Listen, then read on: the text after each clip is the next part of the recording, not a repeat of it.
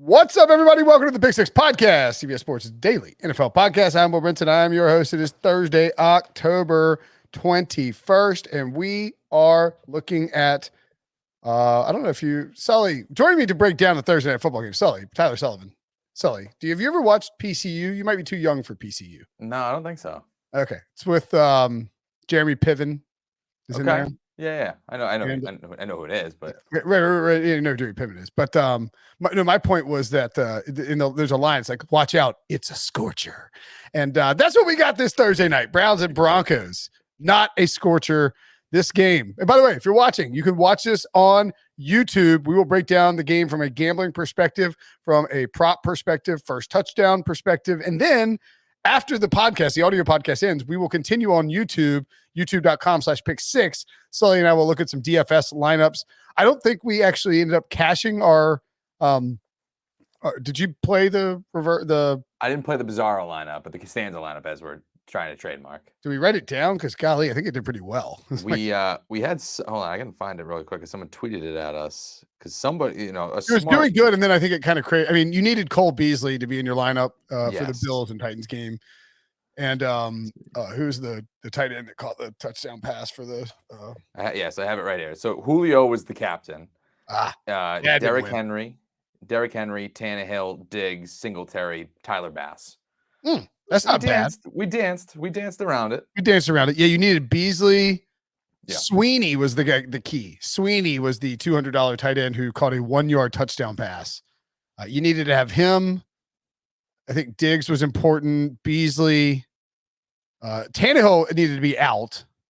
And you had to have Derrick Henry, who ran for 143 yards and 3 touchdowns. This will be a tough DFS week. It's also going to be a tough prop week, and that's really the normal lineups will be weird. Like, so maybe we're going to be good at this. That's right. Maybe it's such a weird lineup. So the Browns notably have had a pretty robust injury report for the last 2 weeks. I'm going to read this is insane. There are I'm just going to read the full injury report for the Browns really quickly.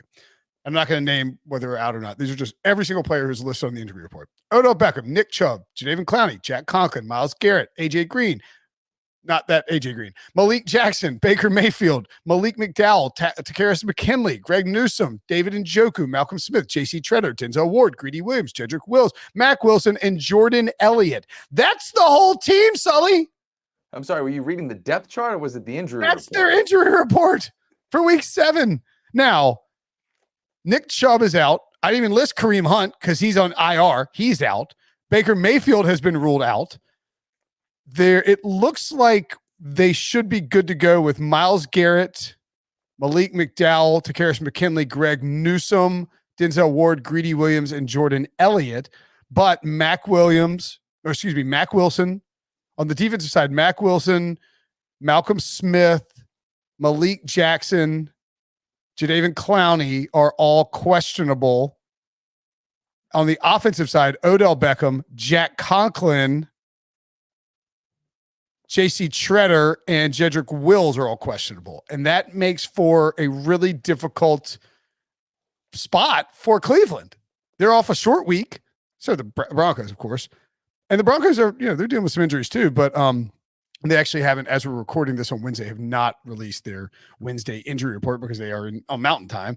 But, it's looking like they should be in pretty good shape. Most of their important guys, Justin Simmons, Melvin Gordon, Noah Fant, Teddy Bridgewater, Garrett Bowles, were at practice in some capacity on Tuesday. So you would expect that they look fairly decent for that on Wednesday, and we'll update that as it comes through. But the larger point is the Browns, who were a 4 or 5 point favorite when this line opened on Sunday, are now down to a 2 or 1.5 point favorite, depending on where you look. Of course, podcast listeners know that we use Caesars.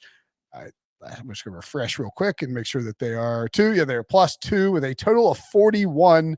Sully, where's your head at with this spread and this game in general? I mean, you laid it out right there. I mean, it's surprising that Cleveland is still getting the advantage here, that I'm still able to get points with the Denver Broncos because of all those injuries that you listed. I had it earlier this week, kind of when it was trending that Baker Mayfield might play, but he's going to gut through it. Not going to be 100%. I had it at plus 3.5. I was still taking Denver then. I'm taking them now.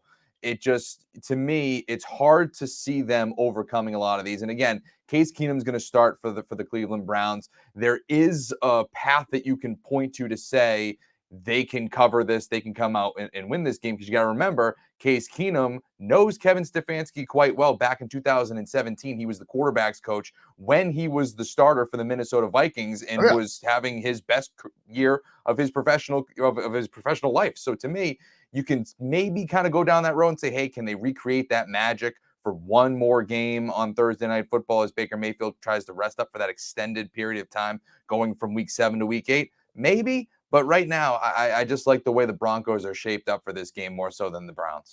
I don't necessarily think that the Broncos are a good team per se. I think they're an okay team. They've lost 3 straight. Yeah, they've lost 3 straight games. They won their first 3, lost their next 3. It's sort of like the Raiders. Feels like it probably propped up, and the Panthers to a degree, probably propped up a little bit by their schedule. The latest I see, Mike Kliss. Fangio thinks Teddy Bridgewater will play. Pat Shurmur thinks he'll play. Teddy won't commit as to whether he'll play, repeating he's only focused on rehab and game plan, mixing the limp, and this may be a true 50-50 status by bus time. That tweet came at about 8:45 on Wednesday morning. Trying to see if I can find anything about the Broncos. Oh, yeah. Broncos have officially listed Teddy Bridgewater, Garrett Bowles, and Caden Stearns as questionable. They just released their injury report like 5 minutes ago. Baron Browning and Aaron Patrick, 2 linebackers, are ruled out. Tight end Noah Fant is not given a game status, which means he'll be available to play. And Melvin Gordon and Justin Simmons, no game statuses as well. So all those guys will be available to play. I know, man, I went like 2-12 against the spread last week, so I have no business. It's just embarrassing. I'm prepping to hear about it on the Picks podcast this week. So I don't want to be like, this is obvious, let's take it. But, last week there were a lot of things that looked obvious, and I went against them because, sometimes in the NFL, when it looks obvious, it's too good to be true. I don't see how you we definitely were like, I don't see how you can take the Titans on Monday, but we were wrong about that. I really don't see how you can take the Browns. They're too banged up. The Case Keenum thing, maybe that's an angle that I don't hate, in the idea that he has played well. And if they're able to get Odell Beckham out, honestly, for me, it would probably depend. I think Baker Mayfield and Case Keenum, that different, probably a pretty negligible difference, honestly. 85 or 70% Baker and 100% Case Keenum. I don't know that there's a huge downgrade from that.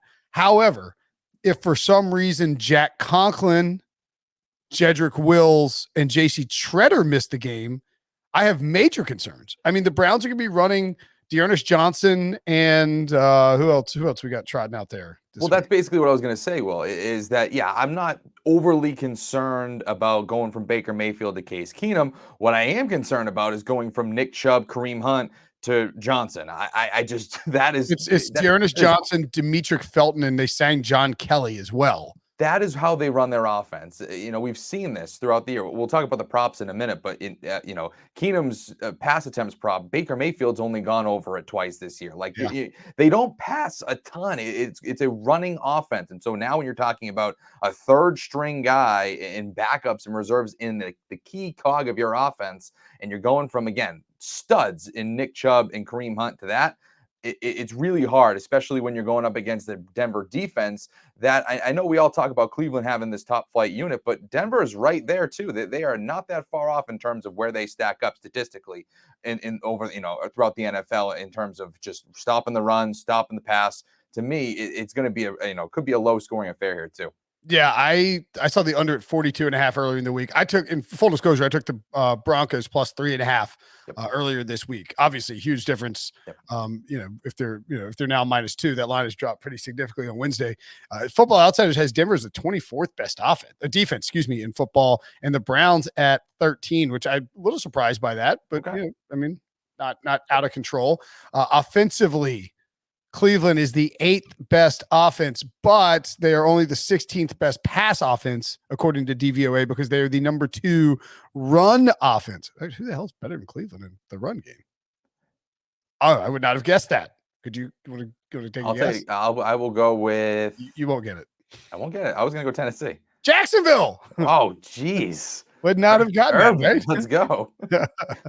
Cleveland, the number 2 rush offense, number 16 pass offense. The problem here is that if we saw this last week against Arizona, and Arizona's a much better team than Denver, but if Jack Conklin and Jedrick Wills are not available and JC Treader is not there, you're going to be running with backup running backs and backup offensive linemen. It's a problem. Yeah, it does. It just doesn't work. And especially when you're talking about Case Keenum dropping back to pass in those situations where they have to, you're talking about more pressure. And you're talking about a secondary that is allowed, I believe that I looked it up earlier, the lowest completion percentage allowed to opposing quarterbacks in the Denver Broncos this year. So it's not ideal for Case Keenum or anybody in this offense right now. Yeah, and Denver checks in at the 14th best pass offense and 19th best run offense. Not exactly a powerhouse here in terms of the run game, but I don't think I could take the over in this game. I would probably want to take the 41's really low though. That's the problem, right? Like I say, it's going to be a low scoring game, but when we're talking about the total being 41, you almost feel like it's starting to get too low. You're not, that again, just because you feel like it's going to be low scoring doesn't mean you're just automatically taking the under here. So I would probably lean towards the over by just a hair, but ultimately I would stay away from this one. To me, I wouldn't bet it. Wind could be a factor for this game. It's looking like around game time, basically 17 mile an hour winds all day up until the evening. Also, a light chance of rain throughout the night, 65 degrees, not too cold, but not exactly fun weather. Windy, rainy, Cleveland, kind of gross game. That's a defensive weather right there. Feels like defensive weather. There was it was supposed to be wind in the Browns-Cardinals game, and that game didn't even come close to going under. Yeah, I mean, I think I would lean towards the under, and I would pick the Broncos here. And I know that everyone's on the Broncos. That's fine. I will be taking the Broncos as well. Yeah, no, I'm right there with you. Again, I liked them at 3 when I got them earlier in the week. 2, sure, it's fine. I'm taking the money line. If it gets to 2, I'm just taking the money line. Yeah. It's at 2 now. I think we can. I think that's probably the play. Is just take the. Just go. Take the money line at plus 105. Yeah, sure. Rather than laying the 10 cents on plus 2. I think I like that as well. Okay, let's talk some player props. Actually, I'll tell you what, we'll take a break and then we'll come back and talk some player props. Player props are not easy for this game over at Caesars. Why did I keep doing that? Caesars, they have usually an option to click on one team or the other team. You can't do that because there aren't any player props for the Browns players. And that's not surprising. Odell Beckham questionable.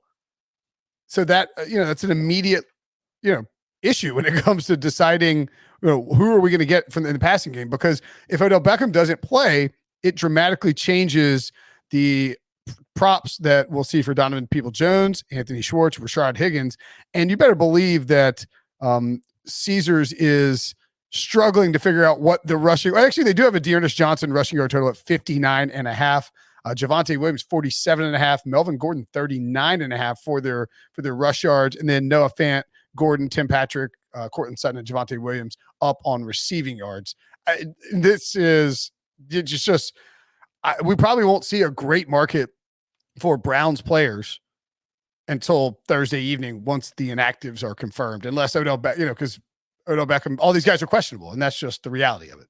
Yeah, it's exactly the situation that we had on Monday with A.J. Brown, where it was unknown. He had that illness, food poisoning, didn't know if he was going to play. So we had a lot of the player props, the receiving props for the Titans down. So it's basically the same sort of scenario. We got to wait and see who's actually in, who's actually out, because it's a domino effect for the rest of the guys there. I will say, though, the one prop that I really do love for this game is Teddy Bridgewater's over passing touchdowns, 1.5. And I had it at plus 120.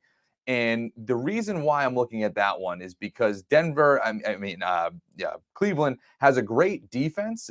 But one area that kind of surprised me when I was looking up stats was that they given up 14 passing touchdowns this year. That's tied for the third most in the NFL.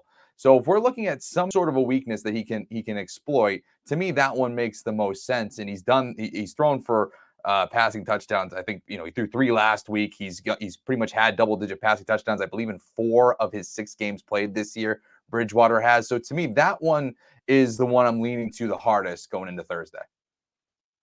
I like that. I saw a study that said typically when the under hits, passing touchdowns tend to go down, but well, that would make sense. Yeah, right. It's sort of like comments like rushing yards up, and when under hits, it's like, yeah, that's really the only way it could work.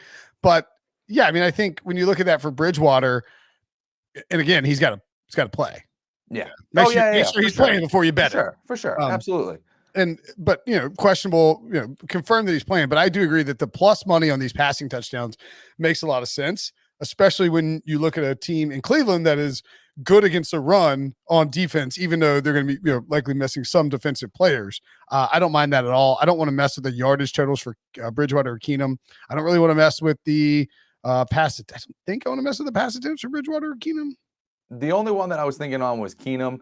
And that one, again, it's really, if I'm trying to find one for Keenum, it's going to be the under on his passing attempts. I had 31.5.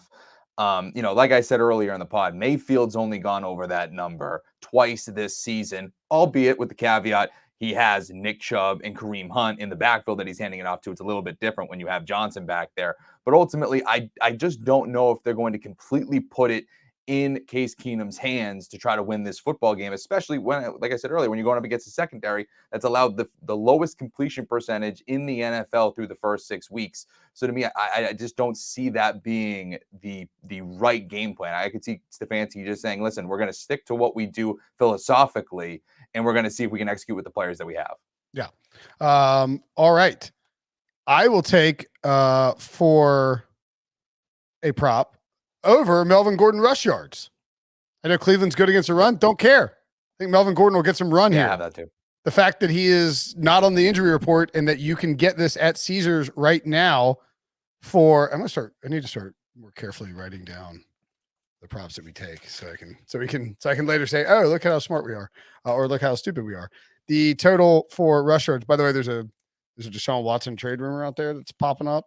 So maybe grab him in fantasy.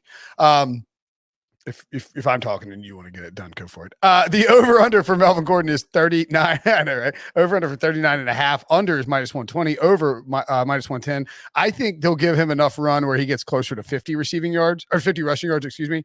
And if we believe that Denver's gonna be winning the game, then more likely to pile up those rush yards. So don't mind that at all. Javonte Williams over under 47.5. I like the Williams over as well at 47.5. I think he clears 50 yards. He's been running well. And with Gordon banged up, they should give the rookie maybe a few more carries than you might expect. Again, banged up Cleveland defense. I think Denver will want to go in here, play ball control, play defense, force the Browns to try and throw it around and win that way. And that's just how I sort of picture this going. So I like both those rush yards over for those guys. Yeah, I do too. And again, those are low numbers for what is really like a 50-50 split. I think Gordon still had, as much as Williams is kind of surging here a little bit, Gordon still has a stranglehold, a role in this offense. I think it was around 52, 53 offensive snaps last week. Again, he's banged up, but that's still a decent share. Even if he gets, 45% and it's really starting to be more lopsided towards Williams, 39.5 is not a huge number for him. He's gone over that in all but 2 games this year. So I do like that a lot. And I do like the idea that Williams, will probably get into more of this after the pod on the DFS portion, but Williams, this feels like a good kind of, I don't want to call it a breakout performance because again, he's going up against a really good run defense. But if there was ever a week where they kind of want to test out their rookie running back to see what it's like if he's a featured role type of player, you can use it on a short week, fresh legs, younger player, especially when you have Gordon banged up a little bit. That one makes a lot of sense if you want to see him, kind of explode a little bit. Yeah, I agree completely on the I hate when I accidentally close my email. I'm trying to look up the props that I sent in there. I know I agree, but I agree on that in general. I also have two more. Sorry, Noah Fant over receiving yards and Cortland Sutton over receiving yards. Fant is at 40.5, Sutton at 67.5. As we know, Fant now cleared by the Broncos. That makes it a lot easier to take that. I could see that going up as well. Yeah, it's already up to 41.5 minus 115 to the over. Sutton actually down to 65.5. They basically adjusted those two guys and moved things around a little bit.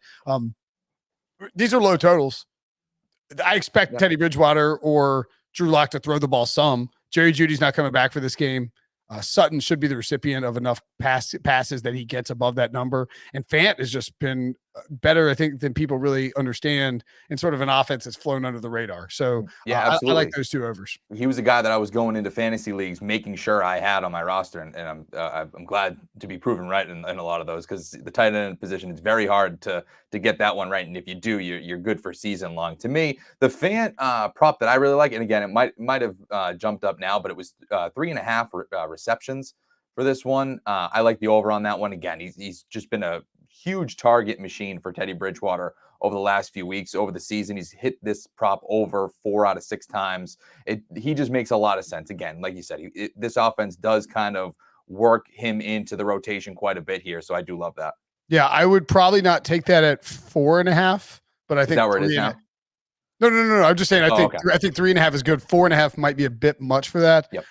And then I don't know if I'm probably not messing around with Sutton receptions or Tim Patrick receptions. Those numbers look pretty good. I'll tell you this, though, with Sutton, just if we're talking about a volume standpoint, 25 targets over the last 2 games. I mean, it is just a monster number. You can have a horribly inefficient day receiving, but if you're getting that type of volume, I mean, 12.5 targets a game, that you will still get over certain numbers. Yeah, I mean, you're probably going to get 5, right? Over 4.5 minus 160 is just a bit steep. Yeah. For me, but yeah, Fant over 3.5. It is minus 150. That's expensive, but don't necessarily mind that at all. I just think that the pass game for the there we go. Look at that. What do men write in the notes section of their phone? That's what they write. Props. Producer Chris doing that. It's either props or apologies, right? Yeah, that's usually how it goes. That's right. Yeah. All right. Let's talk about first touchdown scorer. I don't think we've gotten one since we started talking about it on the podcast, which is rather unfortunate. I'll be honest. I don't like this, this setup right here. Yeah. Not this setup on the right. I like the setup on the right on YouTube. I mean, the setup on the props at Dearness Johnson plus 440 to first touchdown. What are we doing here? I know. Melvin Gordon 7.5 to 1. Cortland Sutton 7.5 to 1. Javonte Williams 8.5 to 1. Noah Fant 9.5 to 1. Tim Patrick 10 to 1. Hooper 15. Kendall Hinton 17. David Njoku 18. Harrison Bryant 30 to 1. And Teddy Bridgewater 30 to 1.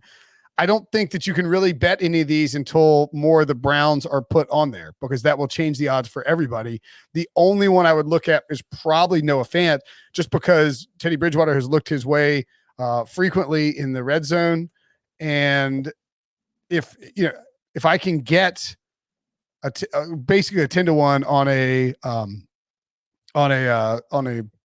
tight end who has done a good job catching inside the red zone, I'm okay with that. Fant, by the way, 7 red zone targets, 5 catches, 2 targets inside the 10, 2 catches, 2 touchdowns. So this is a guy that they like to use in that, these high value targets. They like to focus in on him. I think he is by far the most targets inside the red zone for Denver. Although Cortland Sutton 7 targets, 4 catches inside the red zone, 1 touchdown, 4 targets, 2 catches inside the 10, no touchdowns.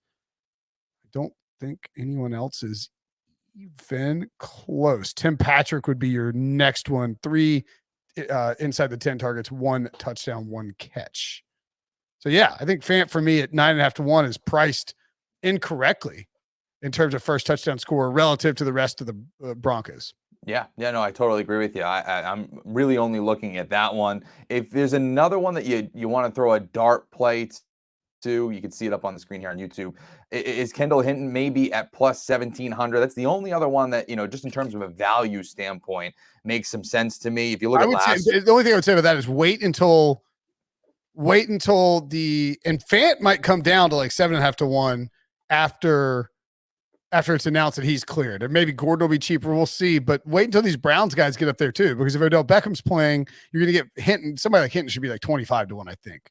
There's just not a lot of values here. I would just put a little bit on Fant and call it a day now for the various guys that are up there. Yeah, I like it. I'm just quick thing about Hinton the last couple of games, 65%, 63% of the offensive snaps. He did catch a touchdown in week 5 against Pittsburgh. So, and last week was a season high in targets, five targets for him. So to me, maybe there's something there, something building a little bit more before Jerry Jeudy gets back into the fold. He'll start, he can be that number 3 receiver behind Sutton, behind Patrick, and really be that 4th option when you throw in Noah Fant there. Just kind of a dart play. And again, it is smart to wait and see if you get even more value for that closer to kickoff. But yeah, no, Fant to me is the basically 10 to 1. That's the one that I'm looking at hard. Yep. Agreed. All right. That is the prop. That is the gambling and props and general Thursday night preview. As we noted, look, this was a little bit shorter than normal. It's because there's all these injuries. I mean, this is week 7 in the NFL, and the Browns are one of the most injured teams in football. There's just not a lot.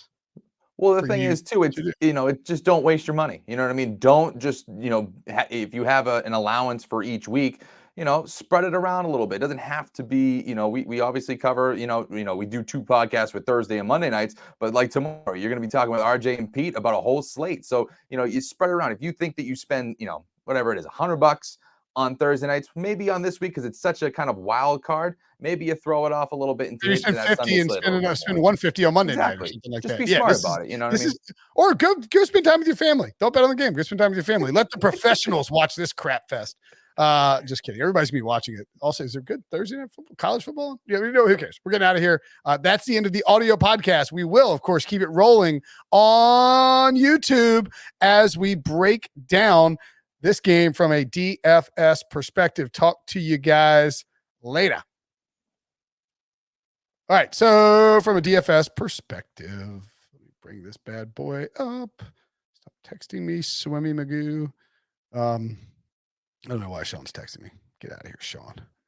Thursday night, Millie Maker. Like I was telling you, we talked about the injuries a lot in the podcast already, but you got to understand, if you're playing this showdown DFS matchup with the Browns and the Broncos, here are the top 8. Oh, I said 6. Now it's down to 5 because Fant doesn't have the designation anymore. But 5 of the top 8 priced guys on this DFS slate are carrying a injury designation.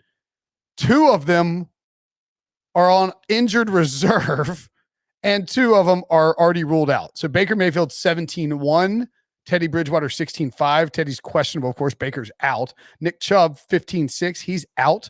Cortland Sutton 15K. Case Keenum 14-1.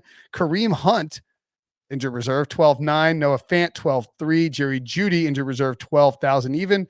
Tim Patrick 11-4. Melvin Gordon 11-1. And Javonte Williams 10-5. Odell Beckham also questionable 10-2. Those are all the top guys. The next guy on the list is Jarvis Landry, who's also on injured reserve. I mean, this is as laughable a DFS slate as I've honestly ever seen, Sully. I would assume, I don't know if you can go Teddy Bridgewater and get everybody you want, but you can probably find one of these double priced guys. Like, let's say what stood out to you in terms of the captain option here, I guess is what. So to me, again, I was kind of going, because again, it's such a kooky week that I was kind of trying to figure out like a skeleton Costanza trademark type lineup to try to figure that one out. But ultimately, I do like Bridgewater here. Like I was saying on the pod, there is an opportunity for throws passing touchdowns. Like I was saying, the Browns defense, they've given up 14 passing touchdowns this year. That is the 3rd most. Good defense, but you can be had. And so I do wonder, again, it could be a little chalky, but ultimately I do like Bridgewater here if I have to choose out of the top tier guys that are still available. Yeah, I mean Teddy, you can get Teddy 16-5 as a captain and pretty easily get as much as you want in there. I would guess that the Broncos onslaught will be popular given all the Browns injuries. Yeah. And I think there'll be people now. Here's one thing you can do too, by the way. I'll tell you, you're going to probably say exactly what I'm about to say. So go for it. Broncos defense. So no, I was actually thinking if we're going to do Broncos onslaught, then I think we probably should pick a Broncos running back to be our captain.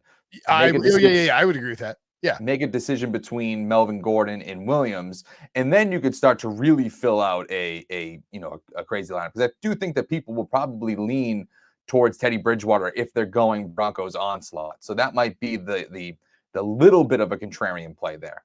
I like that. One thing that I think is kind of interesting, the Odell Beckham situation, he's not going to carry much ownership at all because he's questionable. 2, he hasn't been very good. And 3, there's this narrative that the Browns offense is worse without Odell Beckham out there, or with Odell Beckham out there, than without. Now, that may be true in the pure sense of, like you can analyze it and it's worse when Odell Beckham's on the field. I don't know that Case Keenum is necessary. Like, I don't think I think that the switch to Case Keenum might make Odell Beckham to me makes Odell Beckham to me a little more appealing. Like, it could be a Baker Odell thing, and Case Keenum's going to be fine finding some chemistry with him. So I think I will be interested in getting some Odell Beckham. I'll probably, as long as he plays, it's full go. I will probably have some Odell Beckham captain. I think this is kind of an interesting lineup to roll with. This is all skill guys and no defense or kickers. Let's start with Javonte Williams as our captain here. And then we're going to go Melvin Gordon. This is the sort of the Broncos onslaught. The Broncos onslaught. We'll get Javonte. We'll add Melvin Gordon at 7-4. We will add Noah Fant. Maybe is he? There he is. He still got that Q next to his name, but that should be removed. That'll be removed shortly off the website. It's already off the app. I don't think I'm going to use. I had Cortland Sutton here as well. I don't really care whether it's. I don't know. I'm kind of trying to decide these. I'll tell you what. The thing that's interesting about these defenses are really cheap. Yeah. Let's go Cortland Sutton, and then we can also add Odell Beckham. Do we add Odell Beckham because we need a Browns player? He's there at 6,800. It's hard to read this one. And then what I was looking at, once you do that, you can grab Donovan's People-Jones, or you can even go down to Broncos defense in the sense that you have 4,100 left over. So let's swap out Broncos D and go with Odell Beckham there. I think that was with OBJ, no? Oh, that was Peoples-Jones. And you have $700 left. Now, in this case, this would be, I think kind of an over game, because you're banking on, there needs to be 20 plus points from each team here. Because you are banking on, you're not playing these defenses. I think the defense will be very chalky this week. Mm-hmm. Right? Won't there? I can't imagine a situation where there's not a ton of people using defenses in this matchup. Well, I think Denver's defense will probably be, out of the two, be the most chalky, just because you're talking about all the injuries on the Cleveland side there. Absolutely. So yeah, no, totally. You could totally see a scenario where they just say, you know what, I'm just gonna ride Denver's defense and see what happens. Absolutely, and there's an easy game script for that. Yeah, and so let's see, Denver's defense as the captain. Let's clear that out. I just think I think that by going with Javonte Williams or Melvin Gordon as captain, you can easily get to all the skill guys you want to go with. If you think that previous lineup, lineup really quickly though is pretty interesting because you are fading both quarterbacks. That's something that I think people will, they might do, I guess, maybe because Bridgewater is injured and Keenum's a backup, but I could still see people saying, no, I have to have one. Yeah, you won't see people fade both quarterbacks most of the time. You might want to clear out the Broncos from flag. Clear them out and doesn't reset to captain for some reason. So hit the captain tab up at the top left, and then we'll add the Broncos there. Yeah, this is definitely not good for an audio podcast. All right, so if you do the Broncos as your captain, you're not going to want to have a lot of. I think if you go Broncos defense as your captain, you have to decide, one, are we going to add the Browns defense as well? Because I mean, now if you get a low scoring game, if we get like 10-7 or 14-10 or even 21-10, you can pretty easily get a high scoring roster with these defenses. Now, I don't think that the defenses ended up being optimal in showdown for Tennessee and Buffalo, obviously, because there were so many points, but they were in the optimal for a pretty long time, sitting up there at the top until that final flurry there in the fourth quarter. Yeah, no, totally. And to me, I think if you're going to go with the Denver defense at top, maybe Keenum's your lone. If we're talking about like Broncos route here, is Keenum your only Cleveland Brown in this scenario? I think that I wouldn't want to roll the dice with an Odell Beckham or anything or even D'Ernest Johnson like that. That to me, I think this is where I would go Keenum here if I'm going another quarterback. Yeah. Well, yeah. See, I don't think you do Keenum if you're going with Broncos defense. Okay. Because I guess you could do Keenum. Well, I'm talking about a trailing dominant first half, and then you got Keenum coming. So are you talking onslaught? Where is it? See, I think if you do Broncos defense, you want to do 5-1 Broncos. Okay. And so Keenum can be your one. That's no problem with that. Yeah. Because most of it's going to funnel through him. He's just less likely. If he throws 3 touchdown passes, that's great, but it's also ruins your Broncos defense captain. Exactly. Sure. So I think if you go Broncos defense, you also want to bring it back with both Melvin Gordon and Javonte Williams as flex spots.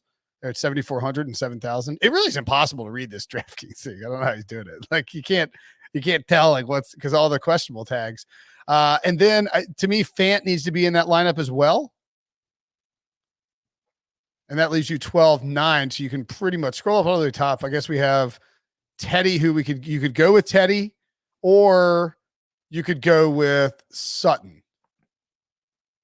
Or you could go with Donovan Peoples-Jones too if you wanted. And so you get both. You go Broncos defense, you can easily get both quarterbacks.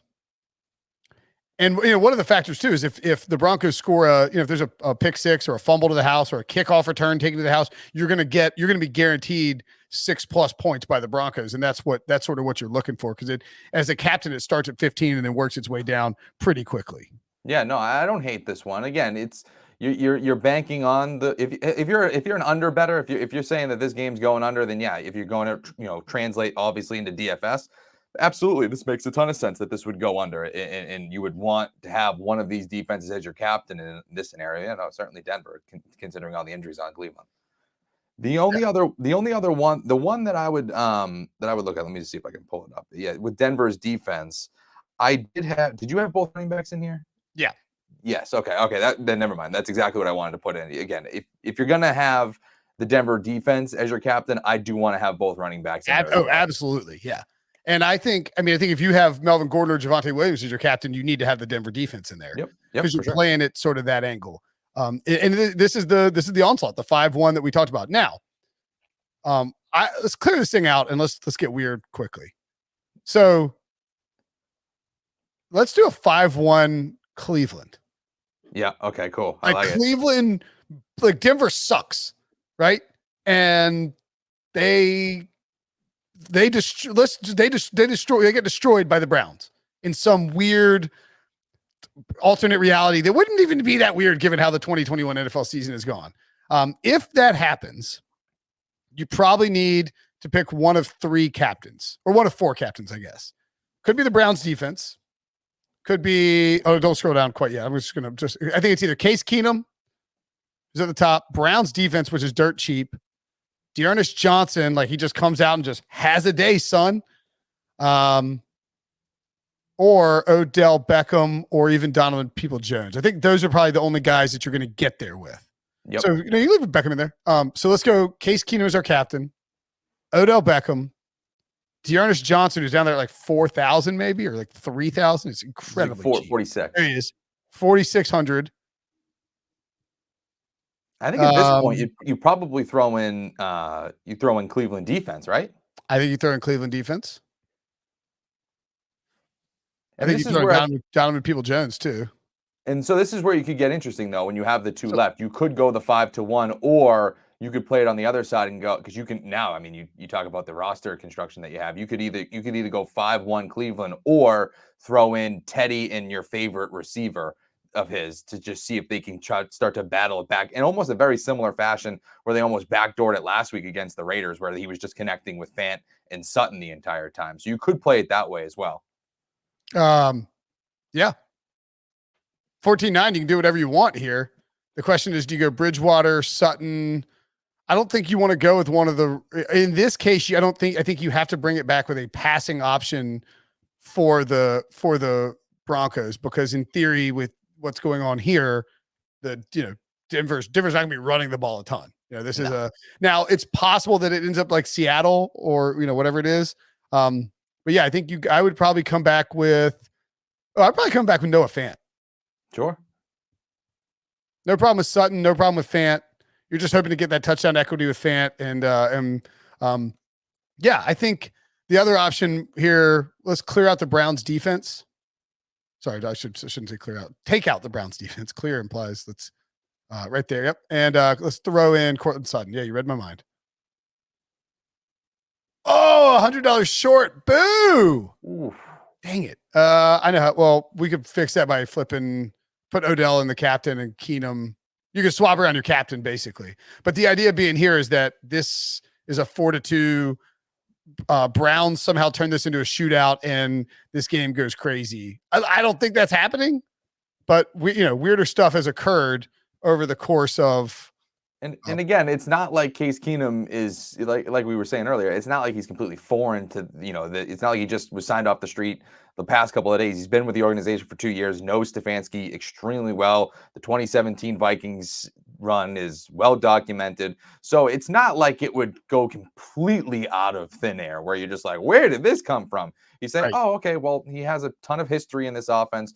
Knows what the head coach wants to do offensively, so you can see where it would come from again. But we're talking about something that happened in 2017 in 2021, so that's why it would be a shock for sure. And by the way, if you have Odell Beckham as a captain, and again, make sure he's playing, I really think it'll be subbed. It's definitely gonna be sub 10% captain ownership, and maybe sub 5, because people don't like Odell Beckham.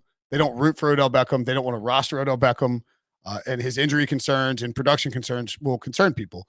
I mean, I've seen season-long leagues where he's just sitting on waivers. He's just sitting out there. Crazy. Pick him up. His air yards are screaming that he's going to have a productive outbreak at some point.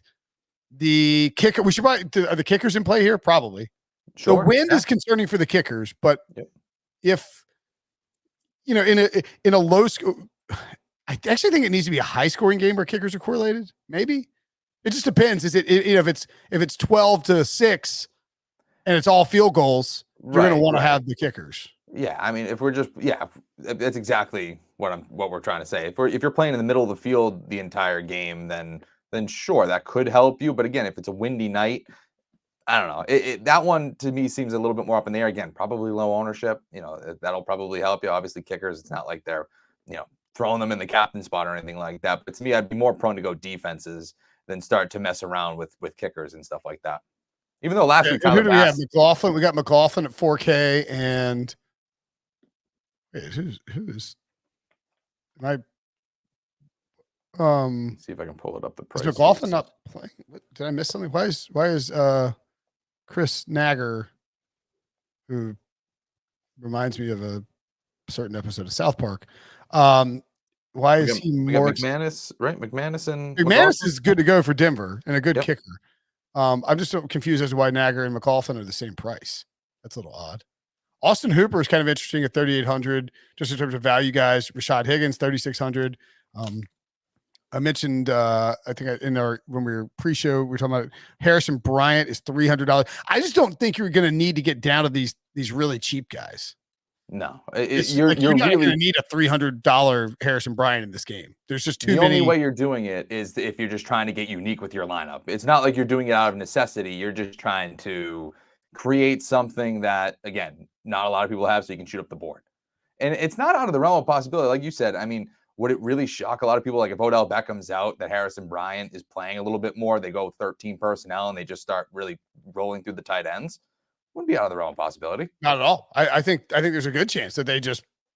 I think there's a real good chance that the Browns, with their offensive line issues, might come out with 2 tight ends on every single play and split Njoku out wide. If Odell Beckham doesn't, Beckham's out, it's just roll out all 3 tight ends, split out Njoku, let him play with Donovan Peoples-Jones, and that's your sort of like funkified run game offense, and try to feed Dearness Johnson. So that's why I just have a trouble getting to, and I really think on these showdowns, on this particular showdown and on the total, like I can see how you can talk yourself into an over, but I can't envision a scenario where either one of these teams it wants to be aggressive on offense. It's going to take the defenses being terrible for this thing to get out of control. Felton for Cleveland at $5,000 is interesting too, given that his pass roll could be at least intriguing. But yeah, I mean, I don't know that I'm going to enter a ton of lineups in this little showdown slate, Sully. It's not. It's not. It's so. Like, again, you can get everybody in, and don't be afraid to leave cash on the table, I think would be my advice for this particular slate. All right. Any other thoughts? Any other quirky lineups you got? No, I think we covered it, unless we want to do a weird tight end one after that conversation. All three tight ends, defense is the kicker. Oh, no. But maybe some other time. Let's get out of here. Sully, as always, a pleasure. Talk to you on Monday.